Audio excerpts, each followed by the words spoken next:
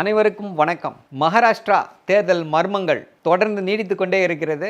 இன்னும் அங்கே அடுத்த முதல்வர் யார் என்று தீர்மானிக்க முடியவில்லை. கோர்ஸ் ஏக்நாத் ஷிண்டே இருக்காரு, திரு அஜித் பவார் இருக்காரு, தேவேந்திர ஃபட்னவிஸ் 3 பேரும் இருக்காங்க. 3 பேரும் சிஎம் சேருக்கு போட்டியாளர்களாக இருக்கிறாங்க. ஆனால் ஏக்நாத் ஷிண்டே ஏற்கனவே முதல்வராக இருந்த திரு ஏக்நாத் ஷிண்டே அவர்கள் தான் முதல்வராக வர வேண்டும் என்று ரொம்ப ஆசையோடு இருந்தார். ஆனால் அவருக்கு அந்த வாய்ப்பு கிடைக்காது போல தெரிகிறது. நேற்று ஒரு புகைப்படம் ஒரு ரொம்ப வைரலாக போச்சு. திரு ஃபட்னவிஸ் அவர்கள் அமித்ஷா அவர்களுக்கு பொக்கே கொடுக்குறாரு. பக்கத்தில் சோகமே உருவாக திரு ஏக்நாத் ஷிண்டே அவர்கள் நின்றுட்டு இருக்காங்க.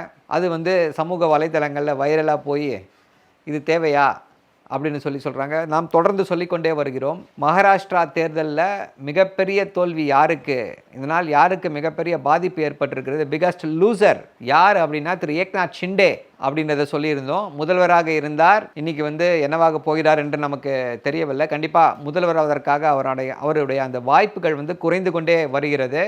இப்போ இருக்கக்கூடிய தகவல்கள் என்ன அப்படின்னா, அவர் டெல்லிக்கு போய் அமித்ஷாவை மீட் பண்ணிவிட்டு மும்பையில் இல்லை, அவருடைய சத்தாரா என்ற பிரதேசத்தில் இருக்கக்கூடிய அவருடைய கிராமத்திற்கு சென்று விட்டார் அப்படின்னு சொல்லி தகவல்கள் சமூக பொதுவெளியில் வந்துட்டுருக்கு. இப்போ இந்த மகாராஷ்டிரா தேர்தல் எப்படி இவர்கள் இப்படி ஒரு வெற்றியை பெற முடிந்தது அப்படின்னு கேள்விகள் தொடர்ந்து வருது. குருதீஷ் சிங் சப்பால் அப்படின்னு சொல்லி ஒரு காங்கிரஸ் ஒர்க்கிங் கமிட்டியோட மெம்பர், அவர் இதற்கு பல காரணங்களை சொல்கிறாரு. முக்கியமாக முதல்ல என்ன சொல்கிறாரு அப்படின்னா, ஒவ்வொரு கான்ஸ்டுவன்சியில் இருந்தும் 10,000 வாக்குகள், அதாவது மகா விகாஸ் அகாடிக்கு வாக்களித்த அந்த 10,000 வாக்குகள் நீக்கப்பட்டு விட்டது. 10,000 வாக்குகளை ஆட் பண்ணியிருக்காங்க, எல்லா இதுலேயும் ஆட் பண்ணியிருக்காங்க அப்படின்னு ஒரு குற்றச்சாட்டை மகா விகாஸ் அகாடி வைத்தது. 10,000 வாக்குகளை இது பண்ணாங்க. இதுபோல் மகாராஷ்டிரா முழுக்க 30 லட்சம் வாக்காளர்கள் நீக்கப்பட்டிருக்கலாம் அப்படின்னு சொல்லி அவர் கருத்து தெரிவித்திருக்கிறார். ட்வீட்டில் அவர் தெளிவாக சொல்கிறாரு. இப்போ நம்ம சொன்னது போல் 30 லட்சம் வாக்காளர்கள் சேர்க்கப்பட்டிருக்கிறார்கள் அப்படின்னும் பொழுது அவர் என்ன சொல்கிறாரு, இதனால் இந்த 3 கட்சிகள், மகா விகாஸ் அகாடியில் இருக்கக்கூடிய காங்கிரஸ், என்சிபி சரத் பவார், சிவசேனா யூபிடி உத்தவ் தாக்கரே, இவர்களுடைய வாக்குகள் லோக்சபாவிலிருந்து இப்போ இருக்கக்கூடிய இந்த அசம்பிளி தேர்தலில் பார்த்திங்கன்னா 32.8 லட்சம் வாக்குகள் குறைவாகி இருக்குது அப்படின்றார். இந்த 30 லட்சத்தோடு இதை டாலி பண்ணுங்க அப்படின்னு சொல்கிறாரு. அதே போல் புது பேர்களை சேர்க்குறாங்க, ஓட்டர்ஸ் லிஸ்ட்டில் சேர்க்குறாங்கன்னு சொல்லி ஒரு குற்றச்சாட்டை வைத்தது மகா விகாஸ் அகாடி. 2024 பாராளுமன்ற தேர்தலிலிருந்து இப்போது இதுக்கு பார்த்திங்க அப்படின்னா மொத்தம் 47 லட்சம் வாக்காளர்கள் ஜாஸ்தியாக இருக்காங்க மகாராஷ்டிராவில் மட்டும். 2024 லோக்சபா தேர்தலிலிருந்து இப்போ நடந்திருக்கக்கூடிய அந்த அசம்பிளி தேர்தலில் 47 லட்சம் வாக்காளர்கள் அதிகரித்திருக்கிறார்கள்.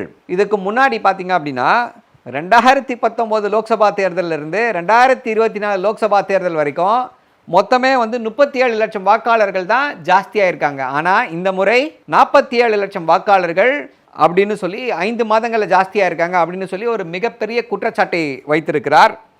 அதோடு மட்டுமல்லாமல் இன்னொரு முக்கியமான குற்றச்சாட்டாக என்ன சொல்கிறார் அப்படின்னா, குற்றச்சாட்டு இல்லை, இது ஃபேக்ட்.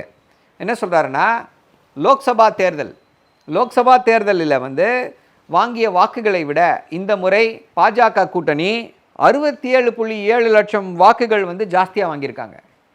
எப்படி இந்த 4 மாதங்களில் இது பாசிபிள் அப்படின்றது யாருக்கும் தெரியல. இந்த 47 லட்சம் புது வாக்காளர்கள் இந்த வெற்றிக்கு உறுதுணையாக இருந்திருக்கிறார்களா என்ற கேள்வி எழுகிறது அப்படின்னு சொல்கிறாரு. இன்னொரு விஷயத்தை என்ன சொல்கிறார் அப்படின்னா, இந்த 1,500 ரூபாய் லட்கி பெஹனா யோஜனா அப்படின்னு சொல்லி பெண்களுக்கான அந்த 1,500 ரூபாய் கொடுத்துருக்காங்க இந்த பாஜக கூட்டணியில் இருக்கக்கூடிய அந்த அரசு.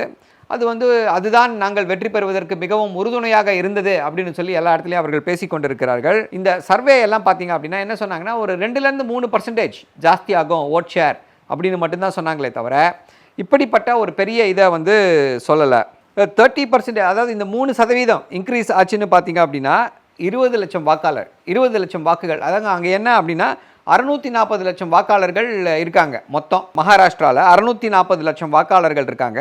ஸோ அதை பார்த்தீங்க அப்படின்னா அவர் என்ன சொல்கிறாருன்னா, இந்த 3% இன்க்ரீஸ்னா 20 லட்சம் வாக்காளர்கள் இன்க்ரீஸ் ஆகிருக்காங்க.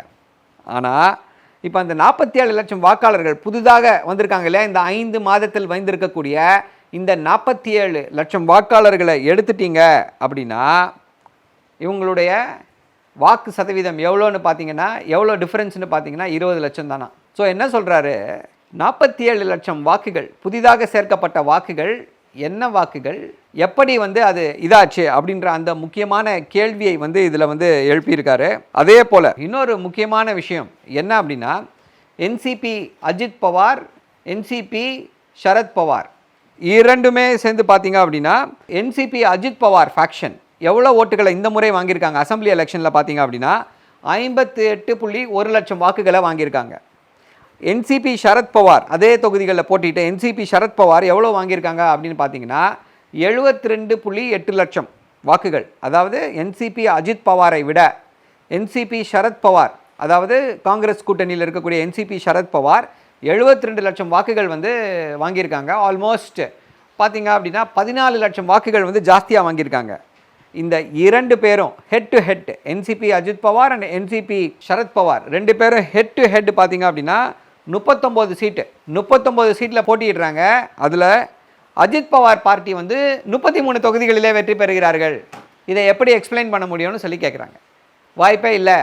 இது வந்து நம்முடைய ஜென்ரல் ஓட்டிங் பேட்டர்னுக்கு வெளியில் இருக்குது. இந்த ஃபினாமினன்ஸை எக்ஸ்பிளைனே பண்ண முடியல, அன்எக்ஸ்பிளைனபிள் அப்படின்னு சொல்கிறாரு.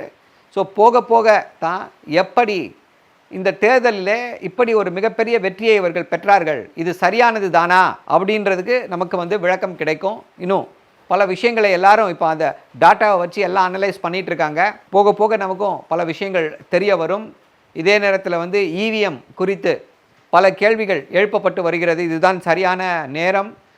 பட்ஸே இவிஎம் மேலே வந்து நம்பிக்கை இல்லை அப்படின்னு சொல்லி இப்பொழுது நம்மளால் வந்து குற்றம் சொல்ல முடியவில்லை என்றாலும் ஒரே விஷயந்தான் என்ன அப்படின்னா, விவிபேட்டையும் இவிஎம் மெஷின்ஸையும் ஏன் இன்னும் டேலி செய்ய மறுக்கிறார்கள் என்பதுதான் முக்கியமான கேள்வியாக வருகிறது.